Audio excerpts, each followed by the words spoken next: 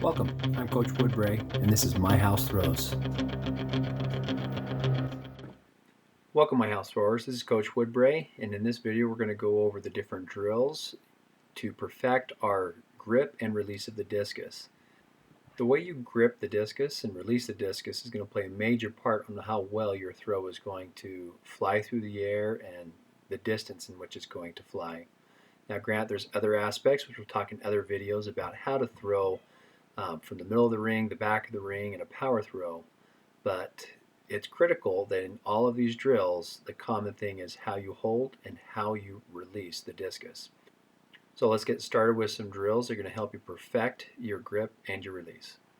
Remember, when you hold the discus, you want to make sure that your hand is on the back half or the grip side of the discus, meaning that your index finger all the way through your pinky ought to be on the back half to allow it to be able to push the discus and drive that discus out in the sector. Your thumb will want to be pointed towards around 12 o'clock if your index finger is at 3 o'clock. Make sure that your fingers, your last digits of your fingers, are over the edge and you've got a good feel of what type of grip that you want, whether it's fingers close together or spread out. Discus throwers need to have confidence that they will not drop the discus as they begin their throw and throughout their throw. And so for beginners, here's a couple drills to help them get used to that discus being in their hand without touching it from our blocking side. I call these first ones swipes. Swipes can be done horizontal and they can be done vertical. The first type, let's talk about the horizontal. The thrower will bring that discus up across their body, and then they'll go swing their arm backwards behind them and then back and forth to trust in that centrifugal force that will keep that discus there. The second activity that they can do is doing it on a vertical plane. Now this one takes a little bit more effort and a little bit more skill, but as they will hold that discus and have a little bit of angle there in their wrist, they can move that discus up and down without it falling, to help the thrower to realize you can move throughout your throw and it will not fall. I've seen some people do drills, it's called a figure 8, to work on keeping momentum into your throw. I do not recommend you do a figure 8 because it has you turn the discus upside down for part of it, and we want to get used to not ever turning our hand upside down because it's going to cause some problems with the release and throughout your throw. The next drill is known as grandfathers. You take the discus and it's just going to be hanging down by your side. You'll notice the different bend in my wrist to allow me to go back and forth in front of my body all the way back, just like a grandfather clock would. And I just do that back and forth until I get used to that discus staying in my hand. Both swipes and grandfather clocks help us to realize once again that the discus will not fall out of our hand as long as we stay in motion. To have a powerful throw, we got to make sure that we end our throw the right way, and that is the way that it is going to be released from the hand.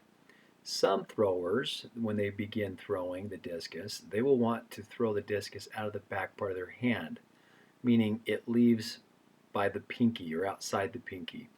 There's no drive, there's no push, we're just going off of momentum. It may look like it's nice and pretty, but we want to have power behind it.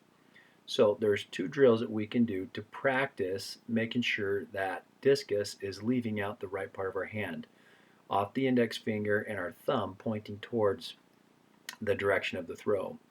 The first drill that we can do, I like to call squeeze. Squeeze drill is going to be having this hand as you've got it, and as it's holding, you're going to start with the pinky finger all the way through the index finger on a quick squeeze, and is going to help launch that discus out into the sector. Some activities that you can think of that are very similar: when my kids and I would be at the pool, I would squirt water at them, and I would have my hand like this, and then I would squeeze and shoot it really far at them. That same motion is the motion that we need to make sure that we're squeezing and driving all the way through that discus. To do the squeeze drill, you're going to have the discus out in front of you with your blocking arm finger just putting it right underneath the discus to stabilize it.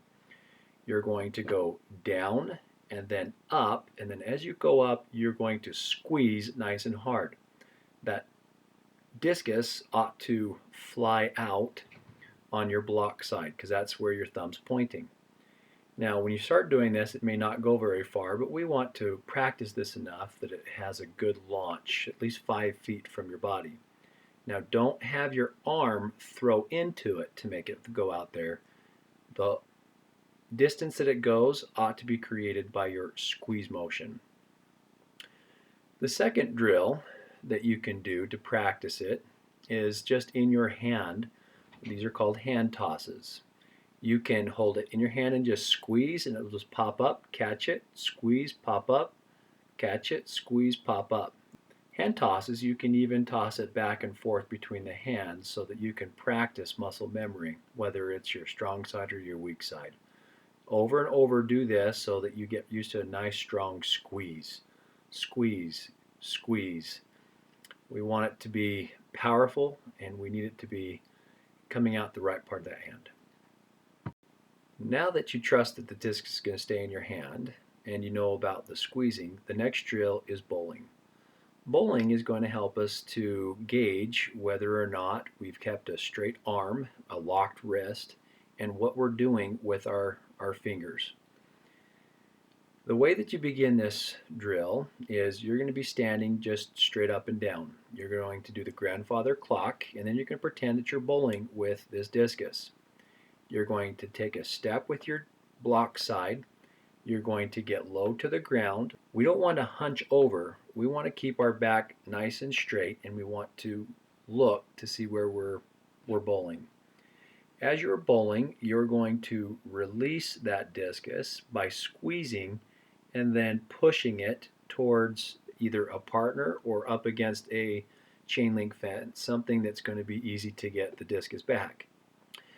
Now, as you are bowling, you may notice a few things. If it's going nice and straight without hitting a bump, then it means most likely you're throwing it or releasing it correctly.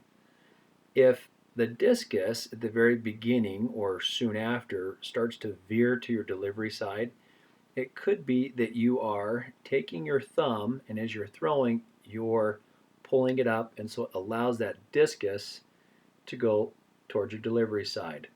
Or it could be that I'm pushing my pinky in through that throw, and it's going to curve. If it's going to the block side, it can be that as my thumb, as I'm bowling, I'm pushing it down, and so it will start to veer to my block side. So we want to make sure we want a consistent bowling down the middle. The other thing that you do not want to do during the bowling drill is, as you're doing it, we don't want to launch that discus up in the air and have it drop. We just want it to go nice and smooth right across the ground there. Now that you trust that it's going to stay in your hand, you know how to squeeze, and you've got your thumb and your wrist in the right position, you're ready for the next drill. It's called stretch drives.